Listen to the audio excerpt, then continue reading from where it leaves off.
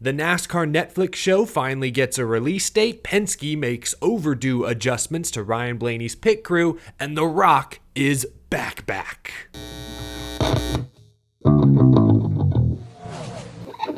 How's it going, y'all? My name is Eric. Welcome to Out of the Groove. Happy Friday, folks. If you're looking for some Cup Series content this off weekend, check out my video from yesterday. I graded every Cup driver's 2025 season so far. So if you have a favorite driver, I talked about them in my video yesterday. But this weekend isn't really about the Cup Series. This is a chance for the truck, the Xfinity Series to stand alone, a chance to spotlight a once forgotten NASCAR racetrack. Rockingham Speedway is back in the limelight today, tomorrow. Truck Series race tonight, 5 p.m. Eastern Time on FS1. The Xfinity Series tomorrow at 4 on the CW. Brennan Poole, Xfinity driver who has a late model win at Rockingham years ago, was on the show a few weeks ago saying that this could be the craziest race of the year. The shape of it and the way it's laid out, it's very tricky.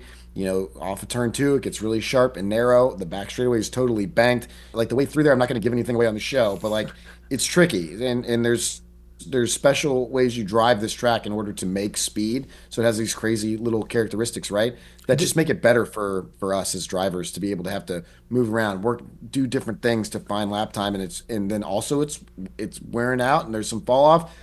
I think it's gonna be one of the best races of the year. Again, this weekend is all about Xfinity, all about trucks, but naturally folks are asking about the future of the Cup Series. Could Rockingham see a Cup date once again? Cup hasn't raced Rockingham since 2004. Ben Kennedy, NASCAR Vice President of all things scheduling, was asked by the Charlotte Observer if he ever sees the Cup Series coming back to the Rock, and Kennedy said, quote, "You want to see how it does the first few years, and then if it's successful, a Cup race is something that we'll put in our consideration set."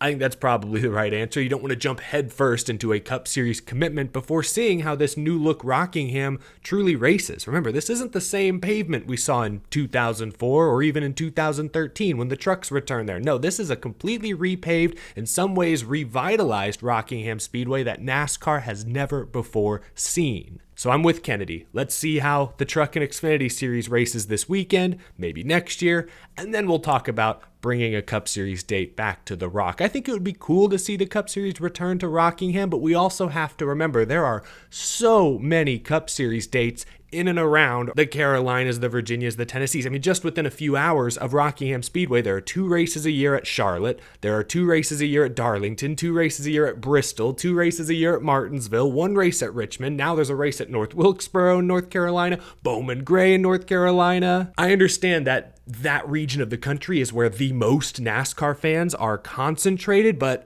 I mean, y'all saw the grandstands at Martinsville. You saw the grandstands at Bristol. A lot of gaps. I'm not sure the region can support another Cup Series race. But that being said, if NASCAR can bring Cup back to Bowman Gray, back to North Wilkesboro, pack those smaller venues, maybe Rockingham at some point becomes part of that rotation. Maybe we see a Rockingham Clash or an all-star race in the not-so-distant future. That might be the best place to start. But truly, we're starting with trucks and Xfinity today and tomorrow. Hope it's a great race. Hope everyone enjoys. Let's move on. Speaking of Cup Series, Jesse Love has added 2 more Cup Series dates to his 2025 schedule. Beard Motorsports is bringing the number 62 Chevy to Texas Motor Speedway and Indianapolis Motor Speedway later this season. Jesse Love just made his Cup Series debut last weekend at Bristol Motor Speedway and did what he had to do. He qualified pretty good, started inside the top 20,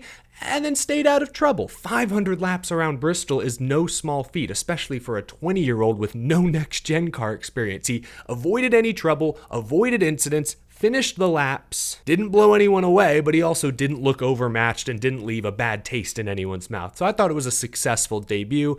Interesting that Beard Motorsports would choose Texas and Indianapolis. I mean, historically, those 2 tracks have bigger purses than most others on the schedule, so I guess from a financial standpoint, it makes some sense. I'm a big Jesse Love fan. He's an ARCA champion, was the Xfinity Series Rookie of the Year. Right now, he sits 3rd in the Xfinity Series points, well behind Justin Allgaier, who is far and away dominating the points so far. But Love is right there with Sam Mayer, who's an Xfinity vet at this point, Austin Hill, his teammate, another Xfinity Series vet. Jesse Love is running well, I think, for sure. If things things continue to trend a positive direction, he'll be in the Cup Series full time one day. So it's cool to see him getting experience at a short track, an upcoming intermediate, and then the Brickyard. Man, that's pretty special. So Jesse Love, Beard Motorsports, likely going to get some support from RCR in those races coming up later this year.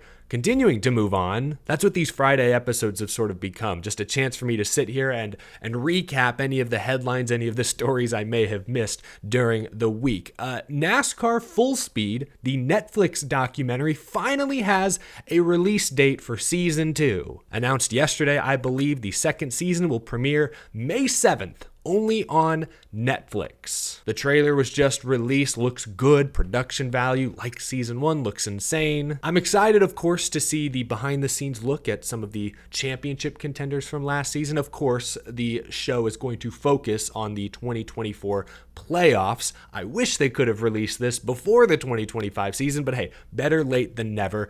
But besides just seeing some of these personalities, the behind the scenes, I'm also interested to see how this documentary presents all of the controversy late last season. Are they going to tiptoe and dance around what happened at Martinsville when Chevy and Toyota tried to fudge the numbers to get their drivers into the championship 4? Considering they showed the Christopher Bell "I was cheated" clip in the trailer, it sounds like they aren't going to tiptoe around it, so that's good. But then what about Joey Logano's infamous championship run? Are they going to tiptoe around the fact that he has the worst average finish of any NASCAR champion ever? Are they going to dance around the format criticism at all? I mean, we have to remember this is a NASCAR production in association with Netflix. I mean, Ben Kennedy, the aforementioned NASCAR vice president, is among the executive producers. We know that right now there is an ongoing internal debate around what the next rendition of the NASCAR playoff format is going to look like. So knowing that,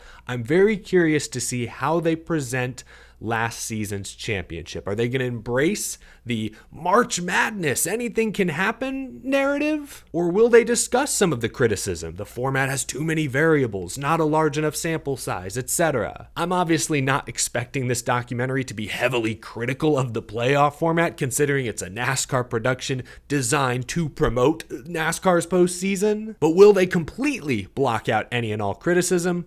That's a question. Again, they are currently discussing and debating what the next format is going to look like.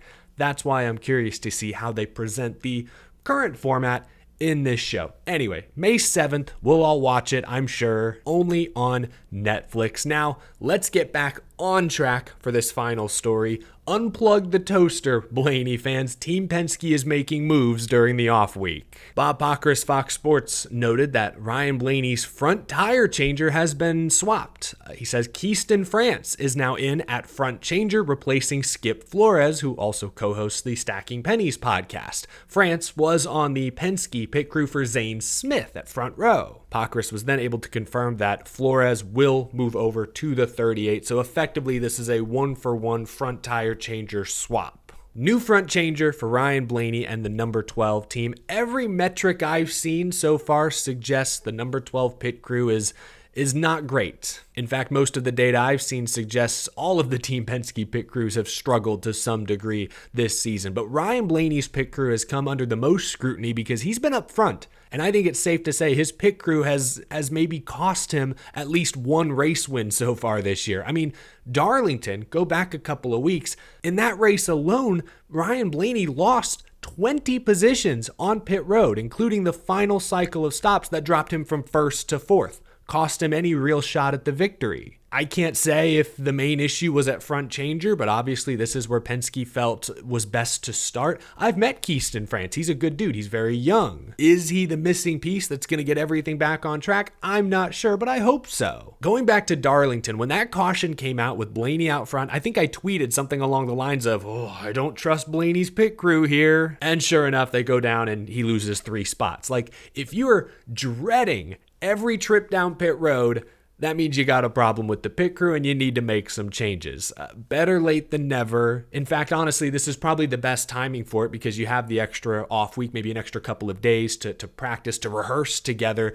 This probably is the right time for Team Penske to make some adjustments to Blaney's pit crew. I thought Ryan Blaney demonstrated some great leadership skills at Darlington post-race when he's on pit road doing his TV interviews, his media scrums, and he refused to really throw his pit crew under the bus. Like, yeah, he said, we got to get better, this, that, or the other, but he didn't single them out. He didn't lash out. And I'm not saying Ryan Blaney ever would have done that. Yes, when he puts the helmet on, heat of the battle, Ryan Blaney can be kind of hot-headed. He'll say some crazy stuff over the radio, but helmet off, Blaney's always been pretty even keel, in my opinion. So I wasn't expecting him to say anything inflammatory, but still, you lose a race the way he lost that Darlington race.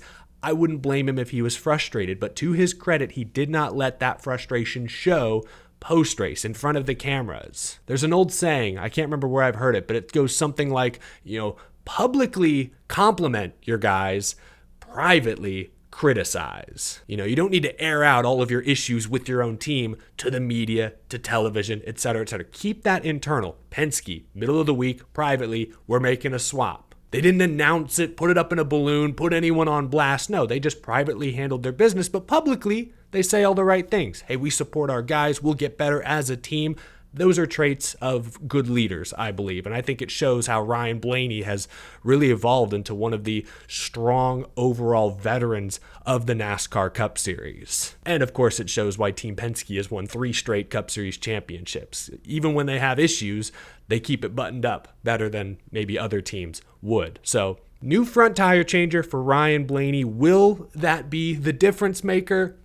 It's just 1 out of the 5 that go over the wall, but we'll see. Hopefully it helps and doesn't hurt the 12 team going forward. Those are the biggest news stories that I missed from this past weekend. Let me know what you think this week down in the comment section below. I hope you're excited for Rockingham. Tonight, tomorrow, I'll be watching. If you enjoyed this video, please leave a like. Helps me out a ton. Also helps if you hit that subscribe button, especially if you're new to the channel or haven't hit that subscribe button yet. We talk NASCAR every single day. Big thank you to my very generous Patreon supporters as well. It is Easter weekend, got some family plans, so I can't guarantee a truck or Xfinity post-race video. We'll have to play that by ear, see if my schedule allows it, but Monday for sure, we'll talk Rockingham, look ahead to Talladega. Have a great weekend, folks. I will see you again real soon.